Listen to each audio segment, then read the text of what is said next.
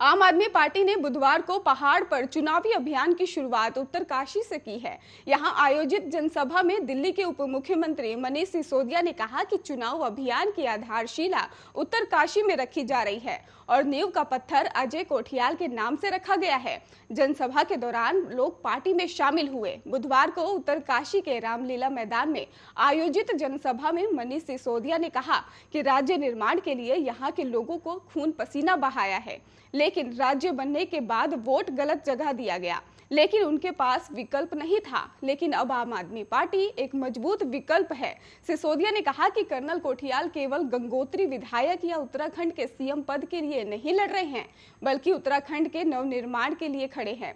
सिसोदिया ने यह भी कहा कि बीजेपी और कांग्रेस पूरे राज्य में एक सरकारी स्कूल बता दे जहां निजी स्कूलों को छोड़कर बच्चे आ रहे हो। वहीं दिल्ली में निजी स्कूलों को छोड़कर बच्चे सरकारी स्कूलों में आ रहे हैं। उन्होंने कहा कि नीट परीक्षा में दिल्ली के सरकारी स्कूलों के बच्चे दबदबा बनाए हैं। सिसोदिया ने यह भी कहा कि दिल्ली में महंगी बिजली खरीदने के बावजूद वहां की 80% जनता का बिल जो है वो शून्य आता है। उत्तराखंड में बिजली बनती है लेकिन फिर भी महंगी है। सिसोदिया ने यह भी कहा कि जब कांग्रेस और बीजेपी वाले वोट मांगने आए तो उनसे ये सवाल जरूर पूछना कि 21 सालों में ही उत्तराखंड की जनता से छलावा क्यों किया।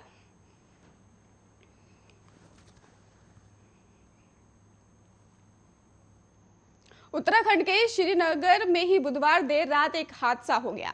ये बद्रीनाथ जा रहा एक वाहन अलकनंदा नदी में ही समा गया। हादसा देर रात करीब 1 बजे के आसपास का बताया जा रहा है। जानकारी के मुताबिक श्रीनगर में ही त्रियंत टापू के पास ही एक वाहन अलकनंदा नदी में ही गिर गया और हादसे की सूचना मिलते ही फायर सर्विस यूनिट श्रीनगर तुरंत घटनास्थल पर पहुंच गई। राहत बचाव टीम हादसे वाली जगह पर पहुंची तो देखा कि एक आदमी नदी के बीच ही पत्थर को पकड़े हुए है। फायर सर्विस यूनिट के उक्त आदमी को रस्सों से बांधकर ही नदी से सुरक्षित बाहर निकाला गया है।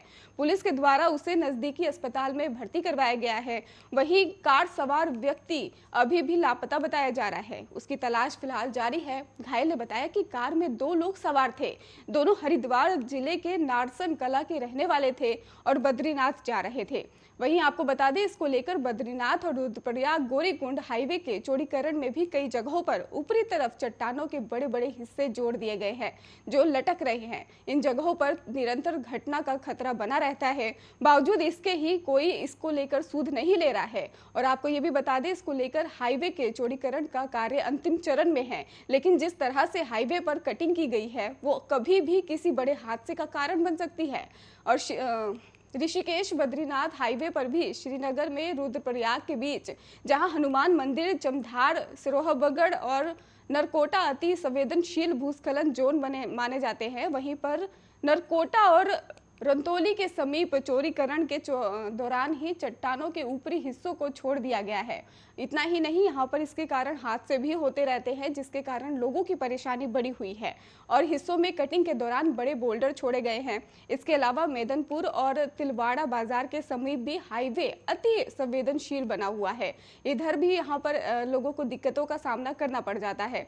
जिन जिन स्थानों पर कटिंग के दौरान चट्टानी हिस्सा टूटा हुआ है उसे ध्वस्त कर ठीक किया जाएगा। और इसके साथ ही कहा जा रहा है कि भूस्खलन और भूंद सवाव जोन के ही लेकर इसको कार्रवाई भी की जा रही है।